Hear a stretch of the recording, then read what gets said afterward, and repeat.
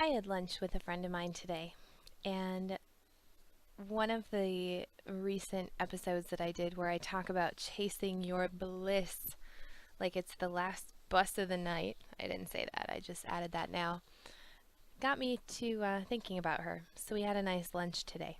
This is Sandi Maki, and it's time for a little bit of heavy breathing just before midnight. So, that thing that you do that is your superpower and that place where you find your bliss, whatever that is, I hope you're doing enough of it in your life. The friend of mine that I had lunch with today, I am super excited that she is adding more of her bliss into her life. She's got a day job that she dabbles in, but her real passion is writing, putting written words on paper so that they tell incredible stories. She's a blogger, an internet marketer, and an author of books. Truth be told, I think I'm a little bit jealous that she has books just pouring out of her. And when I sit down to write a book or type a book, I think that I access a different part of my brain than I do when I speak.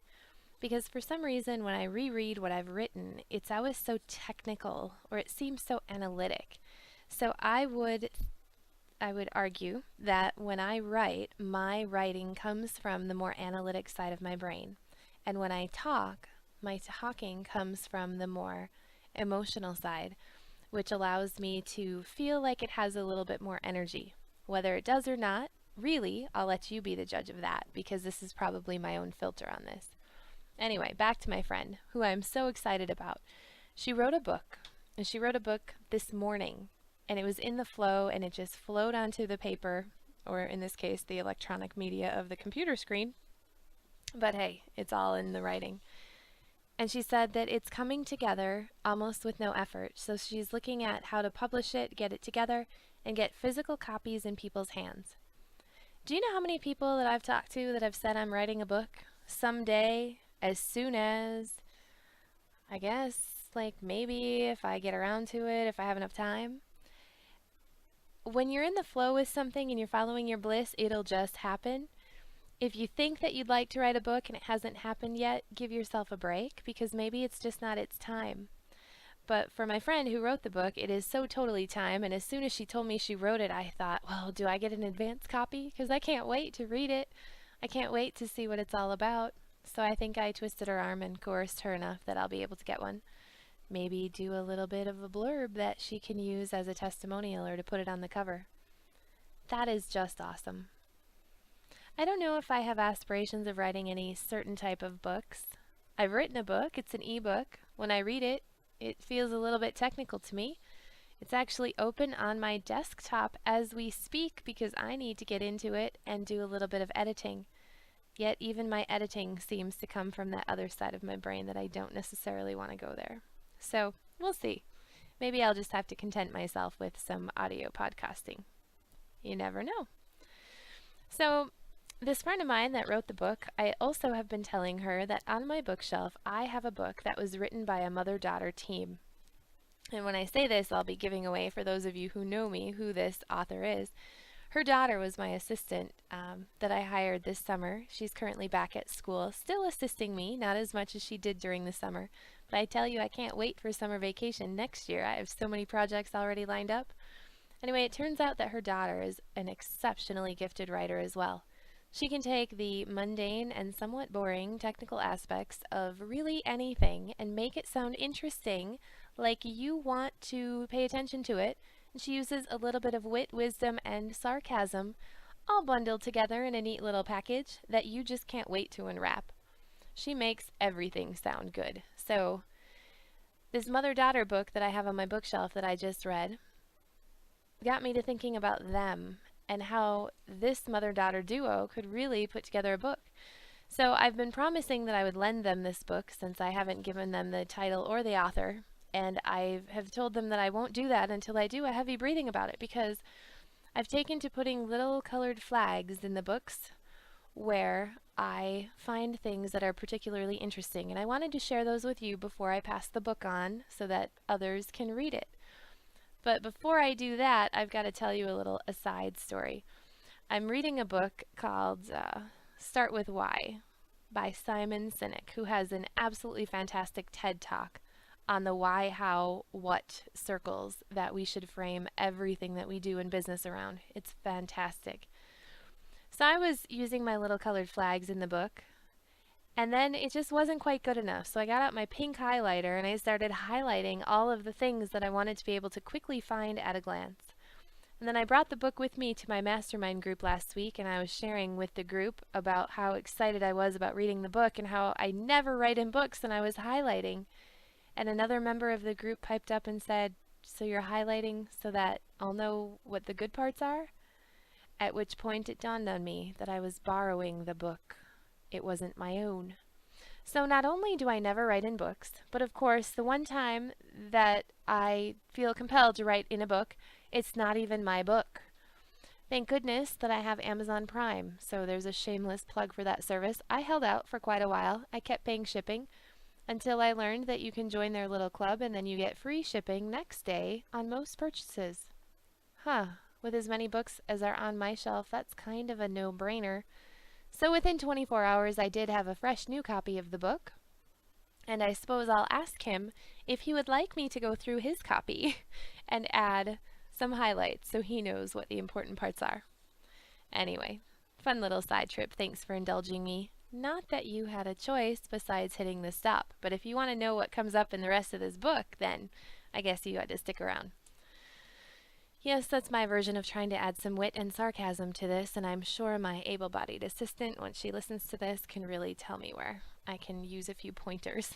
I can't wait. That'll be so lucky for you. All right, so back to the book.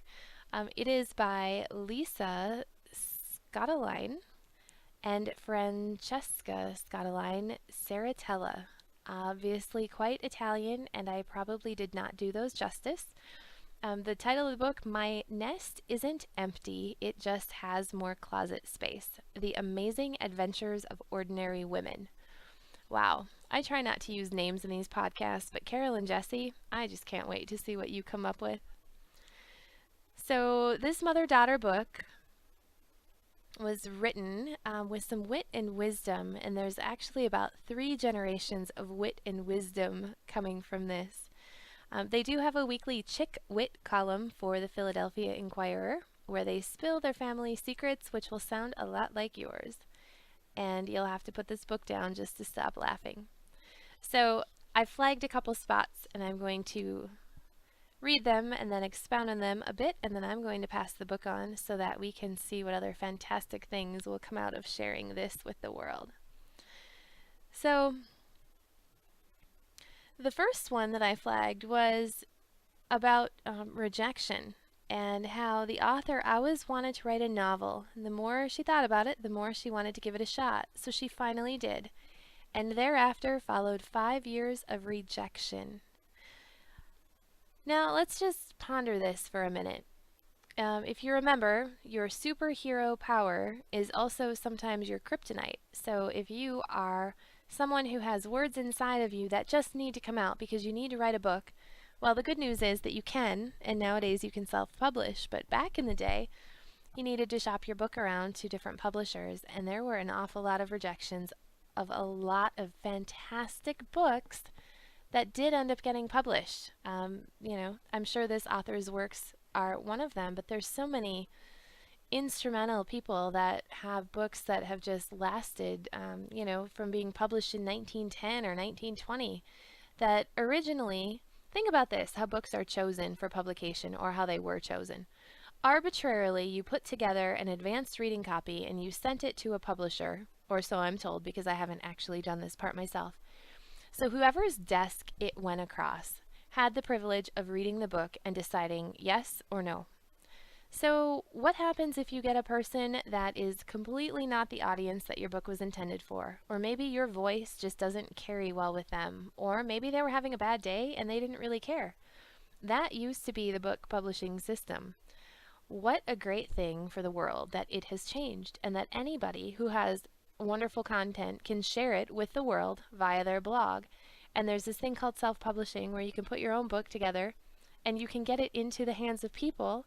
And then depending on how you promote it and or how it may or may not go viral, you could have a bestseller on your hands. So I would say don't take discouragement.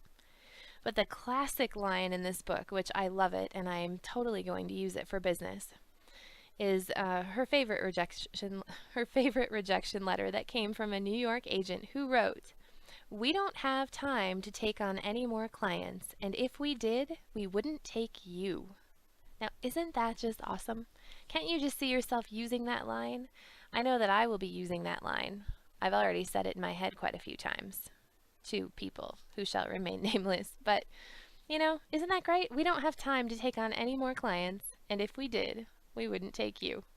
Said with a smile, of course, because if you say anything with a smile, it's just not a problem. Wow. So that's really fun. For anybody who's looking for that one, it's on page 18. Anyway. One of the next points that she makes in the book that I have flagged is unresolutions for the new year. We are coming upon the new year in a while, a couple of months, so we're closer to the new year than we're not. So unresolutions. Everybody comes up with resolutions, the thing I'm going to do more of that I am currently not doing. What if, instead of making resolutions, we just listed the things in our life that are working well and we focused on those because what we focus on, we get more of?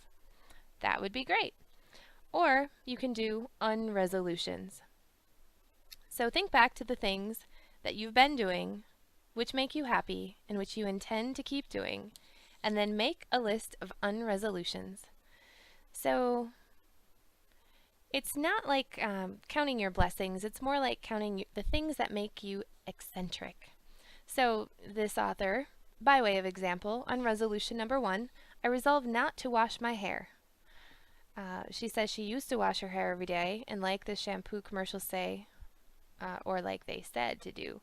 But now she does it once a week and on national holidays, and it looks better and shinier.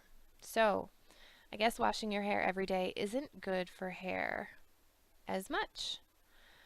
Nice. Her unresolution number 2, keep watching the same movies over and over because I love them.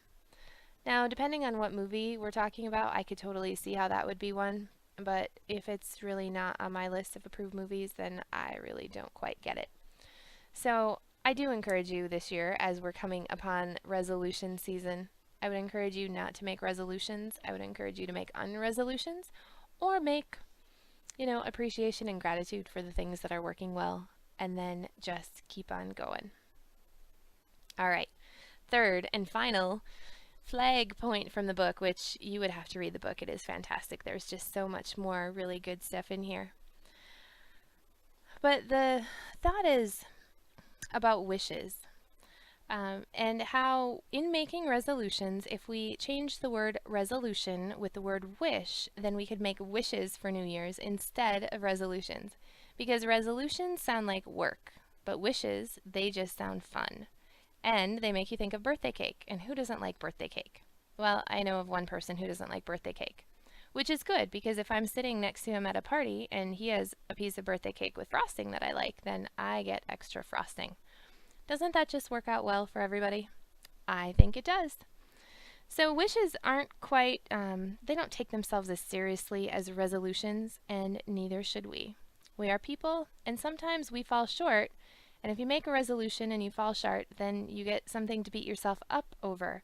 But if you make a wish, and the wish doesn't happen for some reason, then it's okay, because it's just a wish that didn't happen yet. But if you do wish for things, and they do come true, then I guess it's more like setting an intention. So let's not do resolutions, let's do wishes, and let's make sure that we sit next to the person at the party who doesn't like cake if we like the cake and the frosting too. If they're serving cake and frosting that you don't like, you're on your own. I guess hopefully there's a puppy at the party. Who knows, just not chocolate though. Remember that.